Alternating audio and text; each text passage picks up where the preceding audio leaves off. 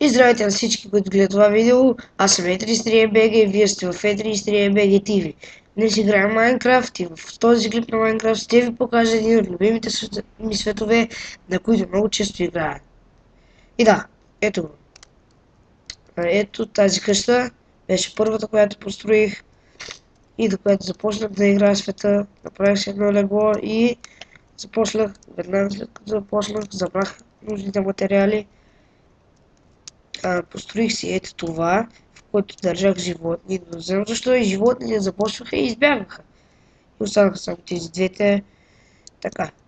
След това построих ето тази кола, която се води като наблюдателна кола.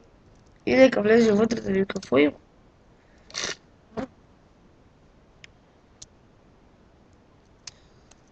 И да, ето колата отвътре, какво има. Може да се наблюдавате вашите постройки, може да се наблюдавате другите неща, нататък какво има, да си взимате.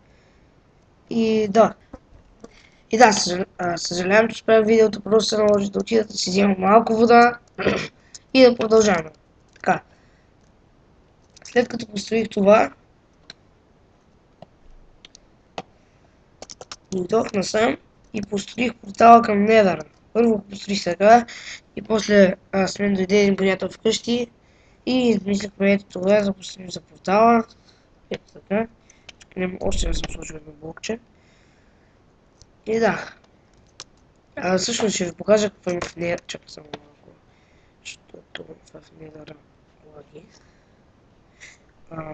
Така. И ще ви покажа какво има в Недър.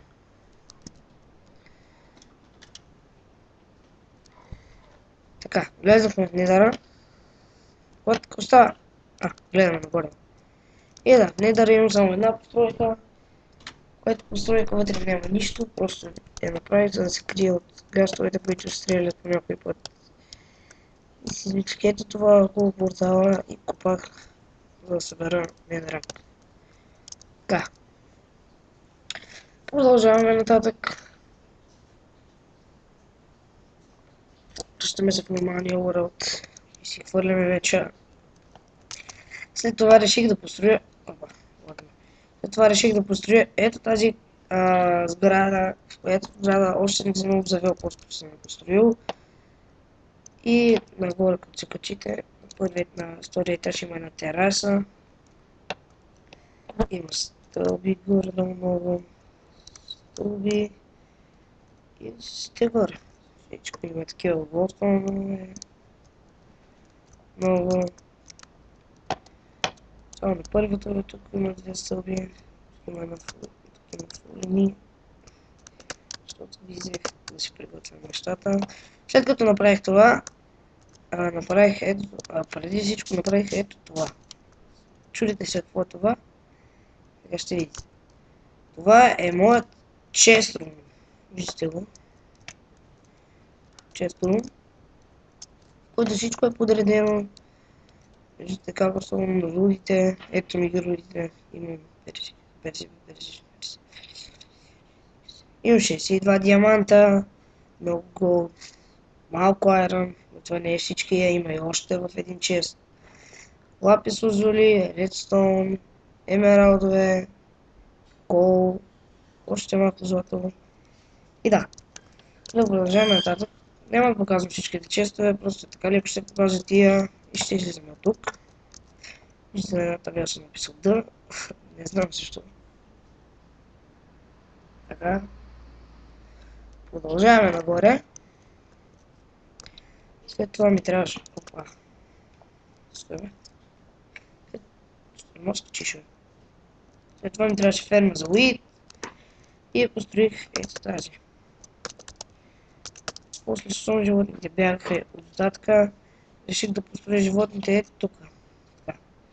Кокошки, крави, конни, диамантена броня, които диамантена броня си набраха млади диаманти, овци и накрая прасета.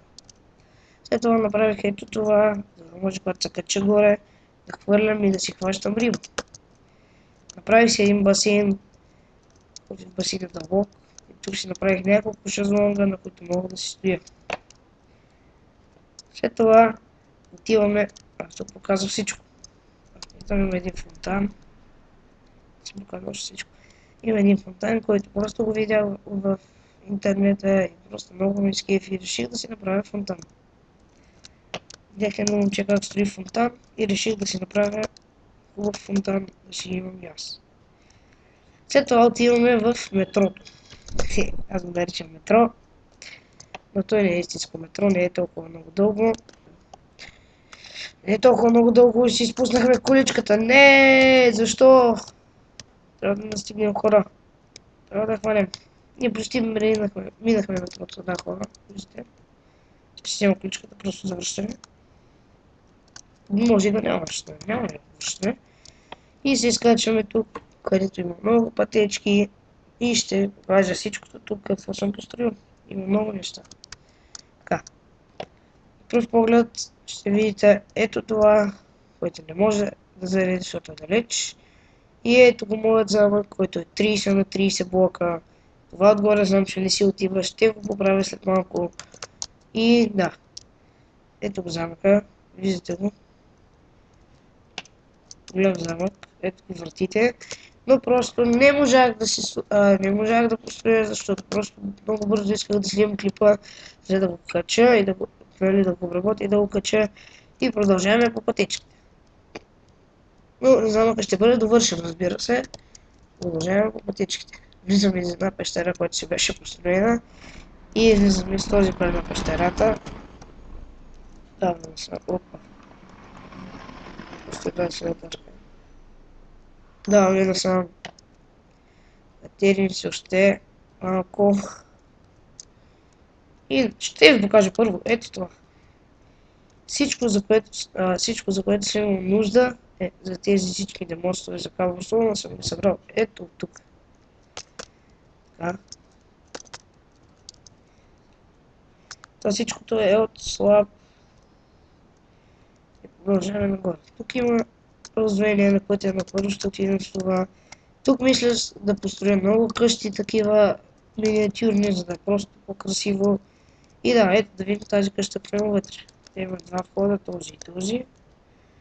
Тук на този вход има един чест, един крафтинг тейбъл и две печки. С този вход се влиза и тук може да си излизате. Просто правя тази къщичка за декорация тук на това място. Ето там ми са честовете с материалите, които ще правя на тези къщи. Ето тук събирах много странните хора.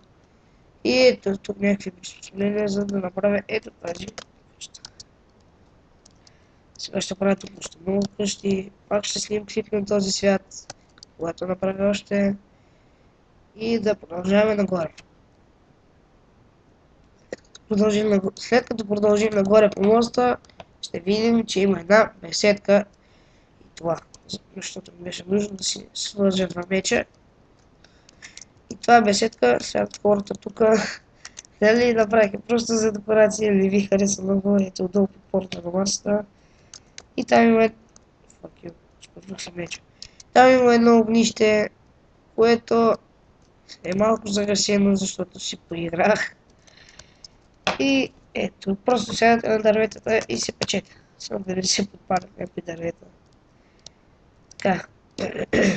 Сега мислям да направя път от тук, през това и да го свържа за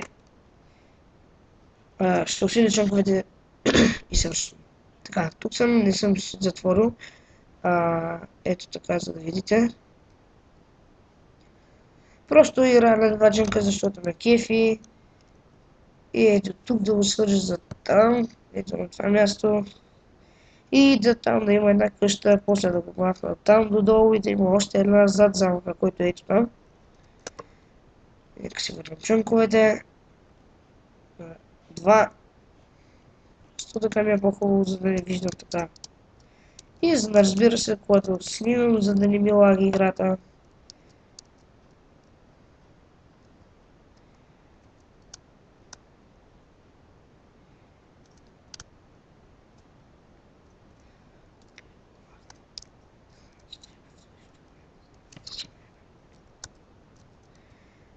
Така.